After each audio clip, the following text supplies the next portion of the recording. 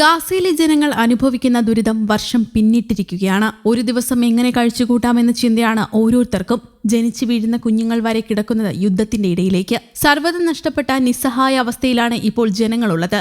ഇപ്പോൾ ഇതാ Hamas ഭരണകൂടത്തിനും യുദ്ധത്തിനുമെതിരെ തെരുവിലിറങ്ങി പ്രതിഷേധിച്ചിരിക്കുകയാണ് Palestine ജനത. നൂറുകണക്കിന് ജനങ്ങളാണ് പ്രതിഷേധവുമായി രംഗത്തെത്തിയത്. ഇസ്രയേലിന് എതിരായി യുദ്ധം തുടങ്ങിയ ശേഷം ഹമാസിനെതിരെ സ്വന്തം ശക്തി കേന്ദ്രത്തിൽ നടക്കുന്ന ഏറ്റവും വലിയ പ്രതിഷേധമാണ് കഴിഞ്ഞ ദിവസം ഉണ്ടായത്. മുഖംമൂടി ധരിച്ച ഹമാസ് അനുകൂലികൾ പ്രതിഷേധക്കാരെ ബലമായി പിടിച്ചുമാറ്റിയതായും അവർ ഉയർത്തിയ ബാനറുകളും മറ്റും ബലപ്രയോഗത്തിലൂടെ പിടിച്ചെടുത്തതായും നിരവധി മാധ്യമങ്ങൾ റിപ്പോർട്ട് ചെയ്തിരുന്നു. ഇസ്രയേലിൽ യുദ്ധത്തിനെതിരെ നേരത്തെ തന്നെ പ്രതിഷേധങ്ങൾ ആരംഭിച്ചിരുന്നു. നെതന്യാഹു ഭരണകൂടത്തിനെതിരെ ടെല്ലവീവിലടക്കം ശക്തമായ പ്രതിഷേധങ്ങളാണ് നടന്നത്. ഇതിനു പിന്നാലെയാണ് ഹമാസും പ്രതിഷേധം നേരിടുന്നത്. വടക്കൻ ഗാസയിലെ ബെയ്ത് ലാഹിയയിലെ തെരുവുകളിലാണ് പ്രതിഷേധങ്ങൾ കൂടുതലുണ്ടായത്. പുറത്തു പോകൂ, പുറത്തു കടക്കൂ, ഹമാസ് പുറത്തു കടക്കൂ, യുദ്ധം അവസാനിപ്പിക്കൂ തുടങ്ങിയ മുദ്രാവാക്യങ്ങളും പ്ലക്കാർഡുകളും ഉയർത്തിയായിരുന്നു പ്രതിഷേധം സംഘടിപ്പിച്ചത്.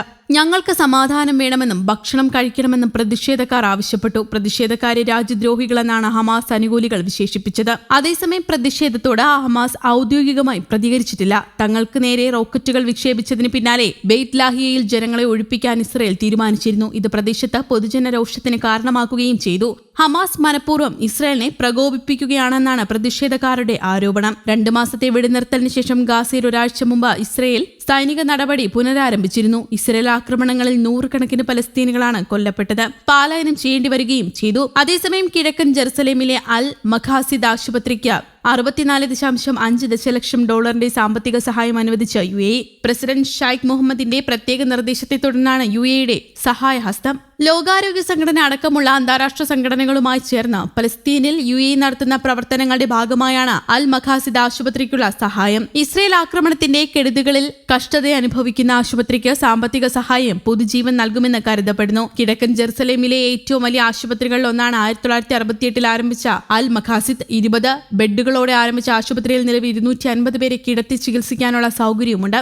950 ജീവനക്കാരും ജോലി ചെയ്യുന്നു. ജെറുസലേം, അധിനിവിഷ്ട വെസ്റ്റ് ബാങ്ക്, ഗാസ എന്നിവിടങ്ങളിലെ 66,000-ലേറെ പേർക്ക് ചികിത്സ നൽകാൻ ആശുപത്രിക്കായിട്ടുണ്ട്. ആശുപത്രിക്ക് UAE നൽകുന്ന 2ാം ഘട്ട സാമ്പത്തിക സഹായമാണിത്. നേരത്തെ 2022 ജൂലൈയിൽ $25 ദശലക്ഷം സഹായം UAE കൈമാറിയിരുന്നു. കോവിഡിന് പിന്നാലെയുണ്ടായ സാമ്പത്തിക പ്രതിസന്ധി മൂലം അടച്ചുപൂട്ടലിന്റെ വക്കിലായിരുന്നു അന്ന് ആശുപത്രി. UAEയുടെ സഹായം ആശുപത്രിക്ക് പുതിയ ജീവൻ നൽകുമെന്ന് Al Makassed deputy director general doctor Adnan Farhoud പറഞ്ഞു. ഫണ്ട് അനുവദിച്ചതിൽ UAE നേതൃത്വത്തിന് ലോകാരോഗ്യ സംഘടനാ ഡയറക്ടർ ജനറൽ ടെഡ്രോസ് അധാനവും നന്ദി അറിയിച്ചു.